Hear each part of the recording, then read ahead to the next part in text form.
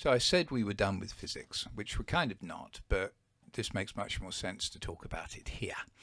You are hopefully familiar with the idea that if you take a glass prism or a raindrop or all kinds of things and you pass light through it, then it breaks that light up into all the different colors, otherwise known as a rainbow when you're doing it through raindrops, or as just a nice visible spectrum when you're doing it with a glass prism and so forth. Okay, so there's the visible spectrum. You've seen it in the physical one. Of course, this is going up with the wavelength, and then right back to left is the energy. So red light, longest wavelength, lowest energy; purple light, shortest wavelength, highest energy. Now, if we take that prism again, but instead of just passing a light through the prism, let's take a container of hydrogen and pass some light through that. So the light passes through the hydrogen gas. Hydrogen gas is transparent, so it looks like all the light comes through into the prism and gets split up into a spectrum again.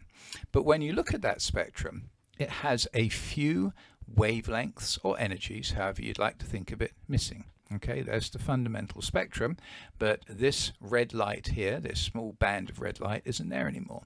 This small band of light blue light isn't there. This small band of dark blue isn't there, and then a couple of blues, a couple of bands down there in the purple area. Okay, what on earth has happened to those? Well, they must have been absorbed by the hydrogen. So we call this the absorption spectrum of hydrogen, because this is what it looks like after you pass light first of all through hydrogen and then split it up. Now if I take my hydrogen and my prism again, but now let's get all exciting and pass some heat or electricity into it. Well, you should know that as you heat things up or you pass electricity through them, then for example a metal starts to glow. And so what's happening is it's turning heat energy into light energy. You take neon gas and you pass electricity through it and it turns red, because we're turning electrical energy into light energy. So when we do the same with hydrogen and we excite it by feeding in heat or electrical energy, a much better idea for hydrogen, then that light comes out and we split that light into the spectrum. But in this case it's a remarkably boring spectrum, because there's only a few bands of light. There's a red band, there's a light blue band, there's a dark blue band, and then there's two violet bands. Where have you seen that before? Well, this emission spectrum is kind of the reverse of the absorption spectrum. So when you pass light through hydrogen, a few energies get absorbed. When you heat up or pass electricity through hydrogen, then only a few energies are emitted, and those energies that are emitted in the emission spectrum are the same as the energies that are absorbed to give you the absorption spectrum. So to illustrate these concepts and take it a bit further, I prefer to use kind of fake numbers rather than the actual real numbers, which you'll see in a couple of slides time. So anyway, for now, let's live in fake number world, and let's say that the energy of the light that's absorbed here in the red area is 4. And then let's say that this energy up here in the light blue area is a higher energy, so it's 10. And then the darker blues, higher energy still, so let's say that's 12. And let's just do one of the purple ones because they're really close to each other. Let's say its pretend energy is 13. So in other words, in this pretend energy number world, when you take hydrogen and you pass light through it, just about all the light passes through except the light with energy 4, 10, 12 and 13. Now conversely, of course, when you take hydrogen and you pass electricity through it and it turns that electricity into light energy, it is very specific in the light energy that it creates. It only creates lights with photons of energies 4, 10, 12 and 13.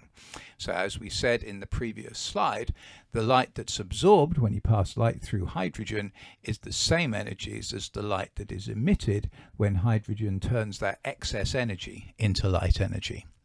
Now this of course caused great consternation for scientists, but let's go through some of the thought processes that they might have followed. First of all, this has to do with a hydrogen atom. And moreover, has to do with the electrons in the hydrogen atom, because when a photon comes in contact with a hydrogen atom, it's going to hit the electron before it hits the nucleus. Okay, if you remember, the atom is mostly empty space with electrons in it, and the nuclei make up a very, very small part of that volume. Okay, now what's happening is that you are limited in the energy being absorbed for the absorption spectrum. Okay, which means that the electron must be limited in the energy that it can have. Okay, so there are only possible allowed energy levels for the electron in a hydrogen atom. It can't have any old energy at once. It's limited to the energy it can have, and you can tell that because hydrogen only absorbs a limited number of photon energies. Okay, in this particular example here, all of the photons with energy, say 1, go through. They're present. They're not being absorbed by the hydrogen, which must mean that the hydrogen electron can't absorb that energy of 1, or the energy of 2, or the energy of 3, but it can absorb an energy of 4, but it can't do 5 or 6 or 7 or 8 or 9, but it can do 10. So it's limited in the energy it's allowed, indicated by it being limited in the energy absorbed, which must indicate the presence of energy levels. And then finally, whatever the mechanism is for electrons to absorb energy, it must be an opposite mechanism associated with the emission. Now, using our simplified numbers, let's see if we can't follow through some of the models and the thoughts of scientists as they tried to explain this phenomenon. Now, first thing is to draw a so-called energy level diagram in which we plot energy from low energy down the bottom to higher energy up the top. Now, if I was to plot out, for example, my energy of motion, well, I can have a low energy of motion, so that's where I'm just walking very slowly, or I can walk a bit faster, or walk a bit faster, walk a bit faster, walk a bit faster, faster, faster, faster, and so on. Okay, now I can't have a limitation on those energies. It's not like, well, I can walk at this speed or I can walk at this speed, but I can't walk at this speed in the middle. I can, of course, walk at any old speed I want. There is a continuum of the energies allowed to me. But what we're seeing from the spectra is that there is not a continuum of energies allowed for the electrons in hydrogen atoms, because if there were, they would either absorb all the energies or none of the energies. Because we're only seeing a limited number of energies being absorbed, that means that the electron can only have a limited number of energies, which we can depict on this diagram as these little lines, which are the energies, the lowest energy, the next one, and so on, that are allowed by the hydrogen electron. We're going to label these energy levels, and this is important that you get these labeling because we're going to use this for several movies yet to come. The lowest energy we'll call the N is 1, then N is 2, N is 3, N is 4, and N is 5. Now, an electron in an atom is usually going to want to have the lowest possible energy, so we call that the ground state. So we'll depict, here's a little electron in a hydrogen atom just going around completely minding its own business. Well, then we start bombarding it with light, and it doesn't absorb all of that light. The first photon that it absorbs using our silly numbers is 4. Now, the model is that this is the energy that it needs to go from the ground state up to this next allowed state, okay, which we call the first excited state. So the idea is that the electron can be here, it can be here. Because the first energy absorbed is 4, that's telling us that the difference between this ground state and the next state up has to be 4. It's not 1, because 1 would correspond there and 1 isn't absorbed. 2 isn't absorbed, 3 isn't absorbed, 4 is absorbed. Okay? Now the next energy that was absorbed was 10.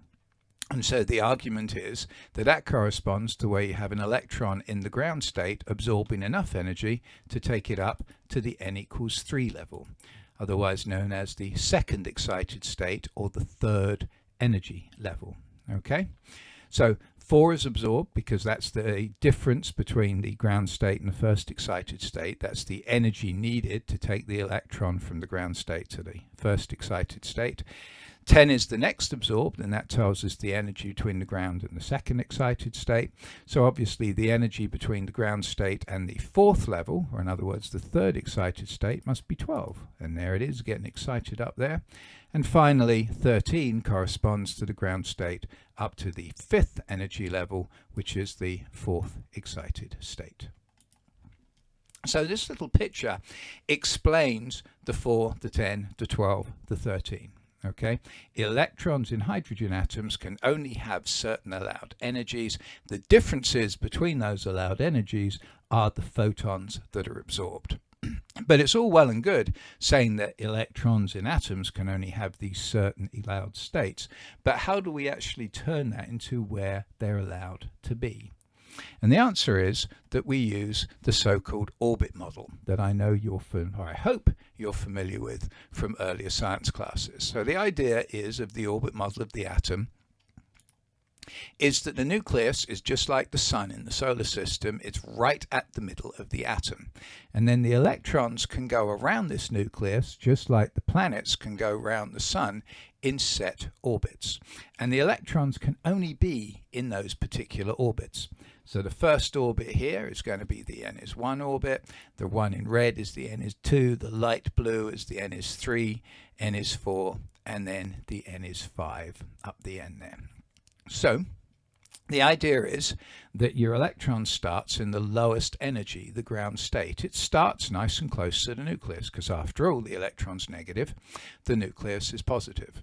And then you start shining light at it. Well, a photon of energy 1 is not going to be absorbed, a photon of 2 isn't absorbed, a photon of 3 isn't absorbed, but a photon of 4 is, because that's the energy needed to take the electron from the first orbit up to the second orbit.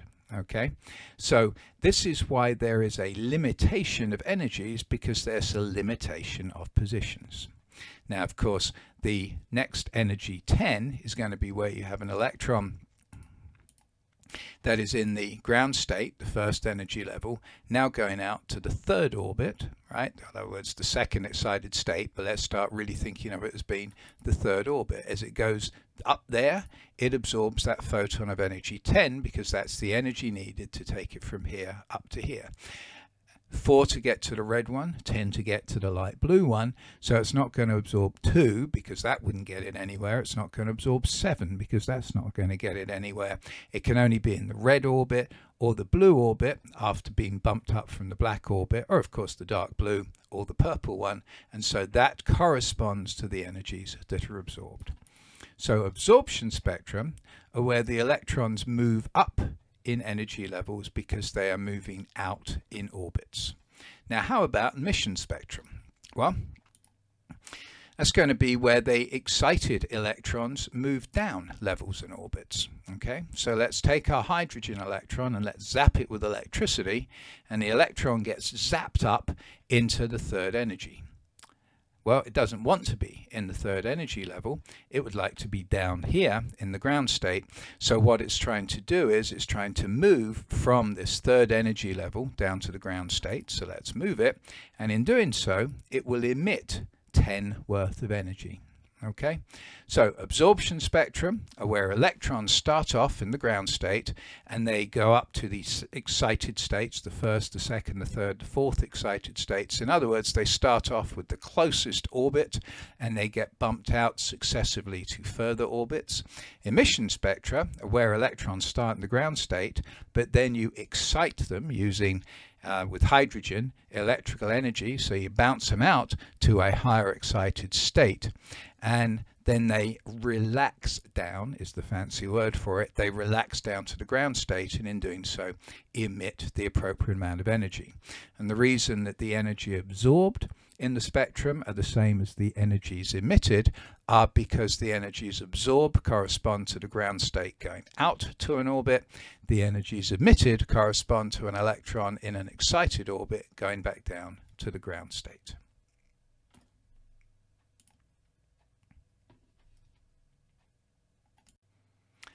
Sorry about that pause. I had to take a quick swig of water.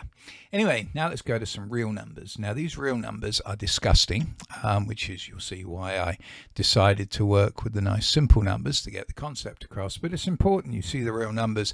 It's important you see some of the formulas that come out of it, not so much for what we're going to do in this module, but so that when you move into the first year, they're more familiar to you. So the wavelengths that are actually absorbed in the hydrogen absorption spectrum are this. So starting off at a very small wavelength, 94, moving up to one at about 4,000, and these are all in nanometers. Now, of course, remembering that the frequency times the wavelength is equal to c, the speed of light, and here I'm using the disgusting 4 decimal place one, 2.997 times 10 to the 8. I can convert from the wavelengths to frequency, which I will do here. Okay, now these numbers here, which are really horrible looking, are actually explained by a very simple, and yes, it's simple, equation, and that is this one. That every single one of these frequencies can be generated by taking two whole numbers, n1 and n2, squaring each of them, reciprocal in them, take away from each other, and multiplying by a constant, which is called the Rydberg or the Rydberg constant, the value of which is 3.29 times 10 to the 15 per second. Okay? So what I mean by that is that if we take this equation and pull your calculators out and see it, and we take n is 1, so 1 over 1 squared, right, which is 1, and then we take n is 2, 6, so minus 1 over 6 squared minus 1 over 36. So 1 minus 1 over 36 is 35 over 36. And if you multiply 3.29 times 10 to the 15, right, by 35 divided by 36, you'll get this frequency here, 3.2 times 10 to the 15. Try it. Okay, if we do another one, so let's take 2 and 5. So 1 over 2 squared, so that's a quarter, minus 1 over 5 squared, minus 1 over 25. So a quarter minus 1 over 25 multiplied by the Rydberg constant will give you 6.91 times 10 to the 14. In other words, all of these frequencies, these horrible number frequencies, can be generated by a nice simple equation where you've got 1 over a whole number squared minus 1 over another whole number squared multiplied by this constant. Now that is absolutely, for me, phenomenal, weird, very, very, very hard to explain in any way other than truly philosophical ones. Okay, but we're not philosophical. This is, of course, a chemistry class. So let's match that up to what we know. Okay, well, by changing the colors of these, here's the ground state, here's the first excited state, or the second energy level, third energy level, fourth, fifth, and sixth. Okay, and so the first electron in the ground state, right, n is 1, popping up to this n is 6, the sixth energy level. Okay, the frequency of the light needed to do that, 3.2 times 10 to the 15. Okay, if we go from, say, the it was the 2 to the 5, right, that corresponds to an electron that's already excited, so as in the n equals 2, absorbing even more energy to pop up to the n equals 5. And so every single one of these frequencies corresponds to one of these transitions. Now, some names that you need to not memorize for this, but at least be familiar with it. The transitions, as they're called, that go from the ground state up to the various excited states, so that's these first ones here. These are all known as the Lyman series, after Lyman, who was the first to observe them. These ones here are known as the Balmer series, so that's where you start off with an electron already excited in the first excited state in the second energy level, going to the third, fourth, fifth, and sixth. The n equals 3 on up are known as the Paschen series, and then there are actually names associated with the fourth, the fifth, the sixth, and so on, because there's actually tons and tons and tons of possible energy levels even past n equals 6. But we don't need to worry too much about those in this particular class. Now, the last thing to worry about, and if just quickly go through this, is that we've expressed all of this in terms of the frequency. Well, of course, light has a frequency, it has a wavelength, and it has an energy. And there is a nice relationship between the wavelength and the energy. Okay, and that is, if you remember from our light slide, E is equal to H, Planck's constant, 6.63 times 10 to the minus 24, times the frequency. So if I just multiply this equation by 6.063 times 10 to the minus 34, I get this equation here, which now is telling us about the energy of these transitions instead of just the frequency. And the only thing that's changed is the value of the constant, which is now the original constant times 6.63 times 10 to the minus 34. Now, the reason for bringing this up is that if we have an electron that starts in the first energy level, but then has so much energy absorbed to it that it gets stripped away from the atom. So the hydrogen atom plus the hydrogen atom plus a particular amount of energy removes the electron completely. Well, this is defined as being the n equals infinity level. Now, if we pop that into the equation here, so 1 over 1 squared is 1, 1 over infinity squared is 0, and so the energy, this ionization energy of a hydrogen atom, is 2.18 times 10 to the minus 18 joules. And that's a number that we're going to come back to several times. You start shining light on a hydrogen atom.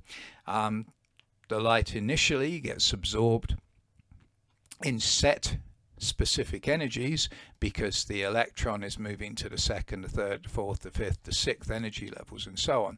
But eventually, if you put the right amount of energy into it, 2.18 times 10 to the minus 18 joules, if you have a photon with this much energy, hits that hydrogen atom, the electron will absorb so much energy that it will be released from the nucleus and fly on out. Very similar to the energies that we saw when discussing the photoelectric effect. Anyway, this movie, probably one of the tougher ones to understand. Hopefully you at least have a reasonable feel for the fact that we have atoms, and I haven't talked about other atoms, we'll do that in the next movie, but atoms will all have specific spectra when you shine light through them. Their absorption spectra, where they absorb particular amounts of energy. Their emission spectra, where when you either heat them or pass electricity through it, that energy gets turned into light energy of, again, certain specific energies. And the best way to explain that is to say that the electrons can only have set energies allowed to them because they're only allowed to be in set orbits. On to the next movie.